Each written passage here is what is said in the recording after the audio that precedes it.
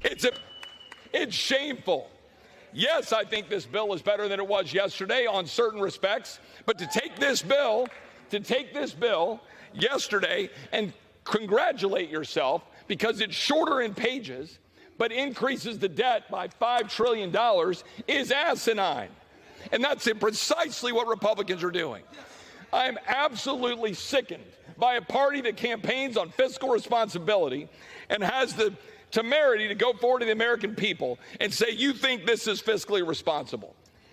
It is absolutely ridiculous. Republican Congressman Chip Roy of Texas, a consistent critic of spending bills, calling out his own party yesterday. His rant highlights this self-made crisis for the Republican Party. Get ready.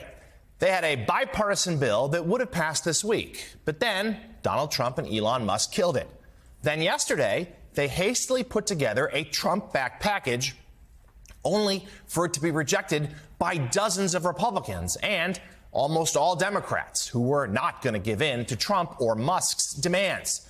To top things off, Elon Musk may get rewarded for all of this, as some Republicans are now floating him as the next Speaker of the House. Good morning and welcome to Morning Joe. It's Friday, December 20th. I'm Jonathan Lemire in for Joe, Mika, and Willie. With us, we have a great group. Pulitzer Prize-winning columnist and associate editor of The Washington Post, Eugene Robinson. NBC News Capitol Hill correspondent, Ali Vitale.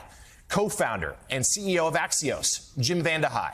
Co-host of The Weekend on MSNBC, Simone Sanders-Townsend. And editor of The New Republic, Michael Tomasky. It has been a dizzying stretch here. Let's dive right in and try to sort it out. With less than 24 hours to go, Congress still has no path forward to fund the government.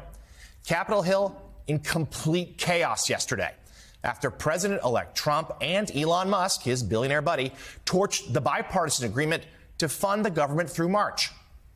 Congressional leadership and Vice President-elect J.D. Vance spent the day working on new legislation that would appease Trump and the already very small Republican majority. After hours of negotiations, the group managed to come out with a bill that had Trump's seal of support, a dramatically smaller bill. However, it did not have the full backing of the Republican conference. The alternate package failed 174 to 235, falling far short of the two-thirds majority needed to pass. Moments after the bill failed on the floor, Republicans tried to blame Democrats for tanking the legislation, but Democrats, for their part, say the GOP backtracked on their deal and they felt no need to bail them out. The Democrats just voted to shut down the government, even though we had a clean CR, because they didn't want to give the president negotiating leverage during his first term, or during the first year of his new term. And number two, because they would rather shut down the government and fight for global censorship bullshit. They've asked for a shutdown, and I think that's exactly what they're going to get. 38 Republicans voted against it as well.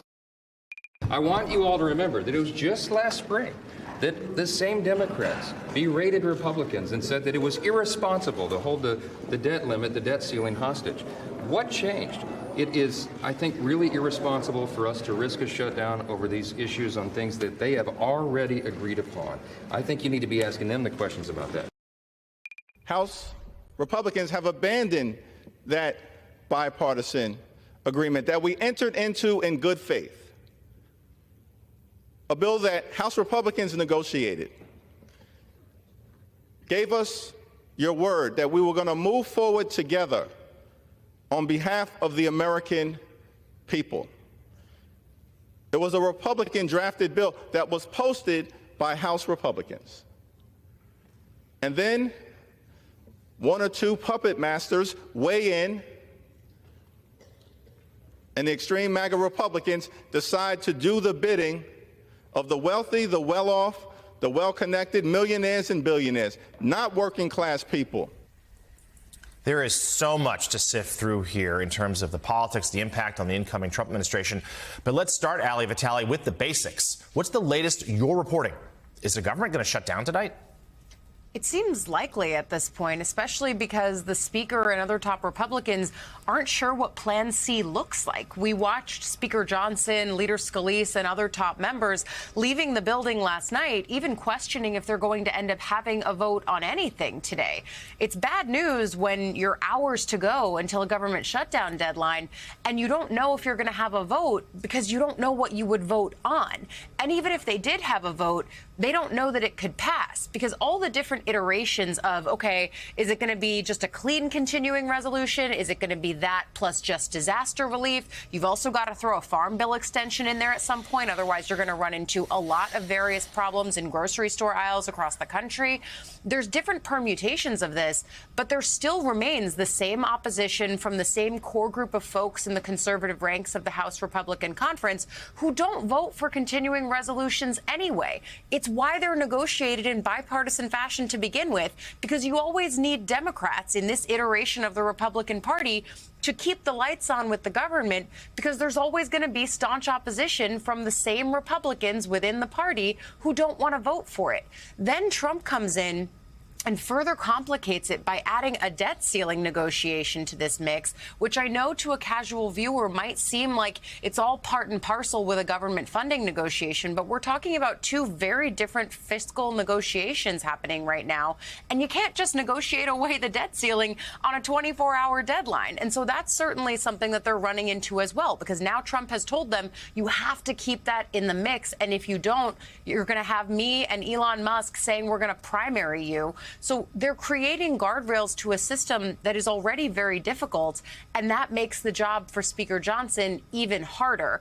I also think the Democratic posture here is going to be instructive because there's very much a vibe of you break it, you buy it. And that's why Democrats are setting the tone here, too, that they are not just going to be led down a path of negotiation in bipartisan fashion, see it fall apart after good faith negotiations, and then just say, OK, we'll vote for whatever you want. So they're doing their own tone setting here, too.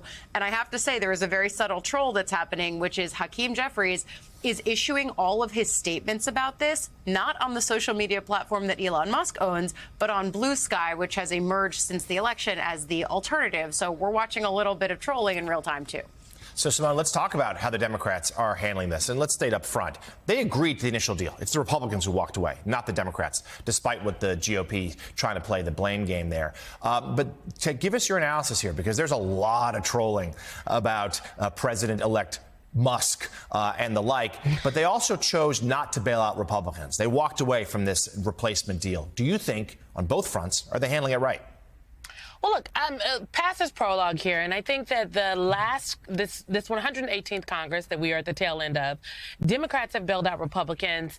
Every single time there has been a continuing resolution or something had to get done for the government, something had to get done in terms of funding, Democrats did come over across the aisle and do what needed to be done to keep the government functioning. You saw in the election that they weren't necessarily rewarded for that work. And so did the American people, were they aware of what Democrats were doing on that regard?